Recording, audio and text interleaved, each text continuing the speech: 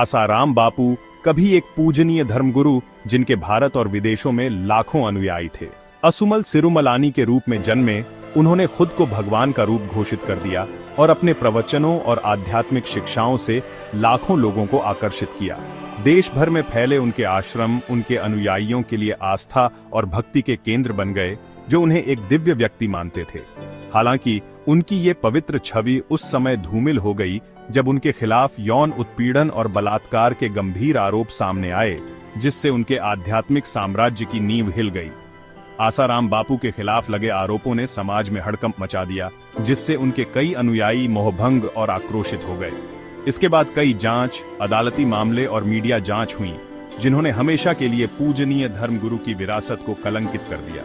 जो व्यक्ति नैतिकता और धार्मिकता का उपदेश देता था, अब वह खुद पर लगे आरोपों के तूफान के केंद्र में था। उसकी शिक्षाएं उसके द्वारा किए गए अपराधों की गंभीरता से ढक गईं। आसाराम बापू पर लगे आरोपों ने सत्ता के दुरुपयोग और हेरफेर की एक गंभीर तस्वीर पेश की।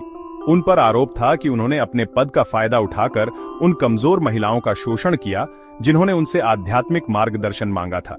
सबसे चर्चित मामलों में से एक में एक नाबालिग लड़की शामिल थी, जिसने उन पर 2013 में उनके जोधपुर आश्रम में बलात्कार करने का आरोप लगाया था। पीड़िता का परिवार, जो आसाराम बापू का कट्टर अनुयायी था, ने आरोप लगाया कि उनकी बेटी को भगवान द्वारा एक विशेष उपचार की पेशकश की गई थी, जो यौन उत्पीड़न का एक भयानक कृत्य साबित हुआ। प्रकाश में आया एक और मामला सूरत की एक महिला का था, जिसने आसाराम बापू पर अपने परिवार के साथ उनके आश्रम में रहने के दौरान बार बार बलात्कार करने का आरोप लगाया था। महिला ने आरोप लगाया कि उसने स्वयंभू भगवान के हाथों वर्षों तक दुर्व्यवहार सहा, जिसने उसे धमकी दी थी कि अगर उसने उसके खिलाफ कभी आवाज उठाई तो उसे गंभीर परिणाम भुगतने होंगे। ये आरोप अन्य कथित पीड़ितों की गवाही के साथ शोषण और दुर्व्यवहार के एक परेशान करने वाले पैटर्न की ओर इशारा करते हैं।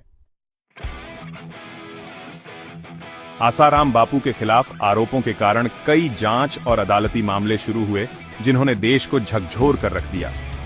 2018 में उन्हें जोधपुर में एक विशेष SC/ST अदालत ने नाबालिग लड़की के बलात्कार के लिए दोषी ठहराया और आजीवन कारावास की सजा सुनाई। इस ऐतिहासिक फैसले को पीड़ितों की जीत और शक्तिशाली व्यक्तियों को उनके अपराधों के लिए जवाबदेह ठहराने में न्याय प्रणाली की शक्ति के प्रमाण के रूप में सराहा गया।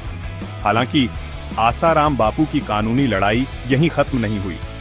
उन्होंने फैसले को पलटने की मांग करते हुए जोधपुर मामले में उच्च न्यायालयों में अपनी दोष सिद्धि के खिलाफ अपील की। उन्होंने अपनी बेगुनाही बरकरार रखी, यह दावा करते हुए कि उनके खिलाफ आरोप मनगढ़ंत थे और उनकी छवि खराब करने और उनकी प्रतिष्ठा धूमिल करने की एक बड़ी साजिश का हिस्सा थे।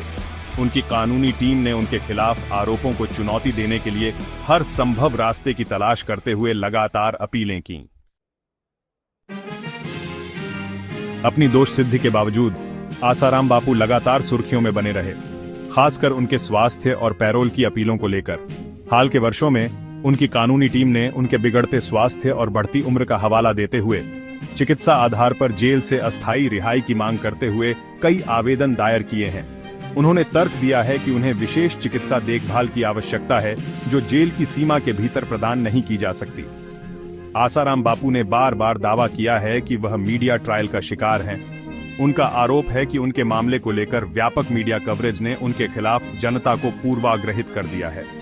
उन्होंने और उनके समर्थकों ने कहा है कि वह निर्दोष हैं और उनके खिलाफ लगाए गए आरोप उन्हें बदनाम करने और उनके आध्यात्मिक संगठन को खत्म करने की एक बड़ी साजिश का हिस्सा है।